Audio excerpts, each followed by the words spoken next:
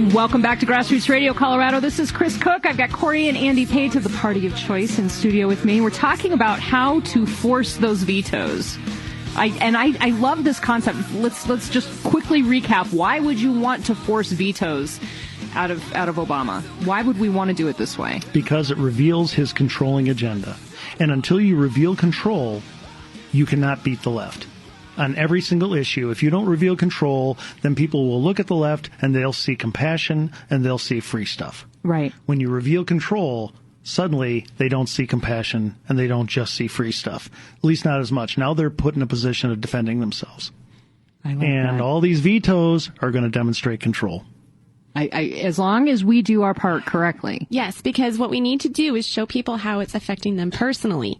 Right. Most people don't think about this stuff the way that you and I and Andy do. Right. So we need to point it out and say, well, but this is how it's actually affecting you. How do you feel about the fact that you can no longer make this decision in your life? It gets them thinking, and light bulbs start going off, and then they start paying a little bit more attention. Right. And then they're going to start seeing more and more control being exercised into their lives, which they're not used to and they're not going to like. Well, but do you get the feedback of, but we have to protect the earth, or, we have to conserve water, or we have to do what's best for the children? Sure. I mean, you get all that. Right, but and see, people willing to give up that freedom to choose in order to do those things. Right, but would Mother Teresa be as revered if she did everything she did through controlling mechanisms? Right. See, when people are still going to want, like, for instance, let's say, well, I want to help the poor. To which I say, well, that's great. I think that's awesome. But understand, the left wants to help the poor in ways that make them need the left. I want to help the poor in ways that make them need themselves. I love that. You see, and we're going to get into. I'm using that line. Okay. just to let you know. We're going to get into how, like, redistribution of wealth, that's a controlling thing. But tell you what, let's jump in. Because it's all fun and well to get excited about the vetoes and stuff, but that's off in Washington. I have no control over that. Okay, what can I do here? How can I, especially on blogs? Got to be some bloggers out there. It is so fun. Don't just trade jabs, guys. Go for the ribs. Go for the soft spots. So we're going to talk about how to do that. Okay. All right. So what are the keys to provoking a veto with somebody, forcing them to expose their control? All right. There are 4. The first one, target control. Once again, don't just be all over the map, snipping at the leaves. Go at the root. Okay. And we'll give examples of that. But first, I just want to put that out there. First, you got to target control. You got to go for the ribs. You've got to look for the control in their position and bring it out. And we'll talk about how. Second, be precise. Don't do the round. You see, trying to repeal all of Obamacare. Of course, we want it repealed. I want it repealed, obviously. Right. But people can't. If you try to do that, then they can say, well, look at the things you're taking from these poor people. Be precise. Take it piece by piece by piece. Go at them with little jabs. If you see a boxer doing roundhouse punches, he's going to get killed. Pepper them. Okay. Right on those ribs. Right. And so going along with the whole being precise, people can digest pieces. And remember, they're scared of change. Ultimately. Right. So that's why it wasn't super popular to just repeal Obamacare, because the biggest thing people said was, well, yeah, but replace it with what? Exactly. I didn't like my insurance before this. I hate insurance companies. They're a pain. So what are you really going to do? But if you dissect it piece by piece and then offer an alternative for each of those pieces, they can understand that and grasp it. Right. When we'd say, well, here's all our ideas, medical savings accounts and all this, they couldn't get their mind around that. Right. It's a big string of things. Right. Well, you got your row of things, they got their row of things, but they're going to steal from me in their row of things. See? Right. Okay. So be precise. The next one, and this is super important, folks, make sure your position is a popular one. Okay. If our position was the popular one, we wouldn't be in this position. Well, not entirely true. We are polling well ahead of the left on a lot of issues right now. Okay. Virtually all these things that we just listed on Obamacare, right, poll in our favor. Which is why we won the 2014 general. Exactly. So just make sure, if you're going to force them to veto you, if you're going to force them to expose their control, make sure it's on an issue where you're popular. And I'll get to what you do next. But Let me give you an example. Here's an issue that's big to me, but I can't force the veto on them. Minimum wage. Okay?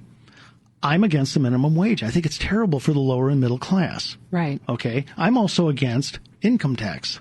I mean, period. I don't believe there should be one. You know, Me either. I'm one of these radical loony nut cases. You know, yeah, I saw you at the meetings. We wear hoodies. Not hoods, hoodies. Hoodies. Yes. But if I were to go and put something, if I were to tell them, you know, why do you want to force people to pay the minimum wage?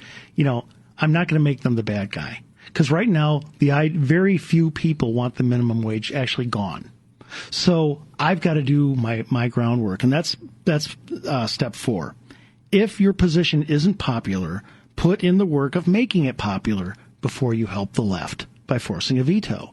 Okay, so if you've got a position that's not popular, you know, let's say you've been putting it out there, it's only getting 20% of the vote, 30% or whatever, you know, and I use minimum wage as an example. Don't try to rush it through by forcing a veto. You're only going to turn your opponent into a hero. Right. Do the hard work in all those months between elections, moving the needle and convincing people one by one and having them go out and convince more people on why this is damaging. We've got plenty of things that are popular for us that we can expose. We have a lot of wins, a lot of low-hanging fruit that we can go after right now. A ton. Shall we discuss some here? Sure. This is Grassroots Radio Colorado on KLZ 560. I've got Cori and Andy Pate from the Party of Choice in studio. If you got any questions, give us a call. 303-477-5600. Where's our low-hanging fruit? Where is our low-hanging fruit? I think it is everywhere around us. Are we in one of those really cool orchards where the trees are just like bowing over? Like in Eden. It's Eden right now, guys, for a conservative. But what do we have to make sure of? Well, yeah, there's one thing we have to talk about before we get into specific issues. And the first thing is you have to consider your audience. Okay. Because there's 2 ways to go about this. Okay. Are you debating a liberal advocate or are you having a friendly discussion? Okay, so make sure you think about that first because there's 2 different ways to put this. If you're debating a liberal advocate, be a 2-year-old. Okay, what's their favorite question? Why? Okay, why do you want to do this? Why do you want to do that? Why are you doing this? Why are you doing that? Why aren't you letting us make our own choices? Okay, it's much more confrontational, and that's fine when you are debating somebody who is a liberal advocate. You know, it's a true debate. It's great on blogs. Yeah, great on blogs. It's a lot of fun to watch on Facebook, that's for sure. It is.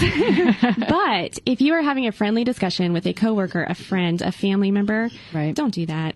Okay? Yeah, what if annoying? Yeah, if you're dealing with somebody who is searching and wanting, the big thing is 2 words, discussion, debate. Are they debating with you or are they discussing with you? If they're discussing, then you say, what, hon?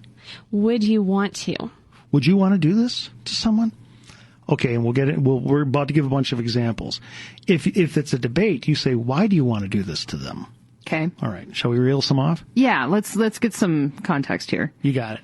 You want to go first, hon? Sure. Here's one that we talk about a lot.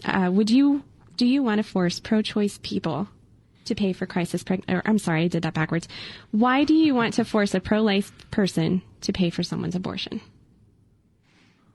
Okay, yeah. Because I think it's a life. Why would you want to force me to pay for something that I think is taking a life? And you can flip that on them and say, do you want to force pro-choice people to pay for crisis pregnancy centers? Good point. Yeah. Okay. They're not going to want to do that. So why would you want to do that on me? Right. Why do you want to force them? Would you want to force somebody to do that? Well, no, I wouldn't. Well, you are, and here's how. Here's one of my favorites. Why do you want to control how other people's kids are educated?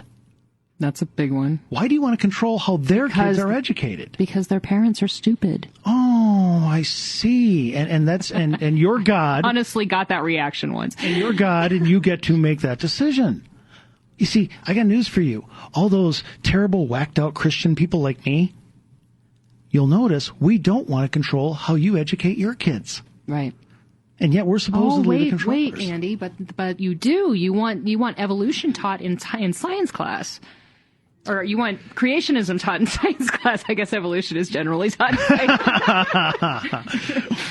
Yeah, well, actually, problem with the later time slot because the brain shuts off about 7 o'clock. I know when we came in here, we had to pull out these things, and she was lifeless and go clear and bring it. It took like 5 tries, but yes. She's okay now. That's good. No, but yeah. Look, I don't want let's say you can have like 4 different choices. Let's say you have this mom number 1, who wants only evolution taught in schools. Okay, mom number 2 wants evolution and creation taught in schools. Mom number 3 wants only creation taught in schools. And mom number 4 wants no discussion of origins, just straight science. Okay. So how come we're only appealing mom number 1 and telling the other 3 to take a hike? Good point. See, why do you want to control how other people's kids are educated? Why? Or do you want to control? Well, no, I don't. Well, you see, but the problem is if you vote for politicians who deny school choice, that's exactly what you're doing. Right. Now you're exposing control. Notice how you're not just flailing away with talking points. You're going right to the heart of it, right to the ribs. Why do you want to control? Yes. Okay. Mm-hmm. Cool. Okay. Let's see here. Here's one. Teachers union. Why do you want customers prevented from walking out the door with their money? It's another education one. Okay. You won't give them vouchers. So why do you need a captive audience? You see? Yeah.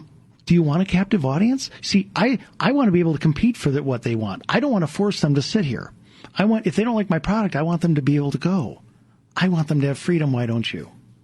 That's a great point. This is Cori and Andy Pate. Actually, this isn't. This is Chris Cook, but I am speaking with Cori and Andy Pate to the Party of Choice on Grassroots Radio Colorado on KLZ 560. Got any questions? Give us a call.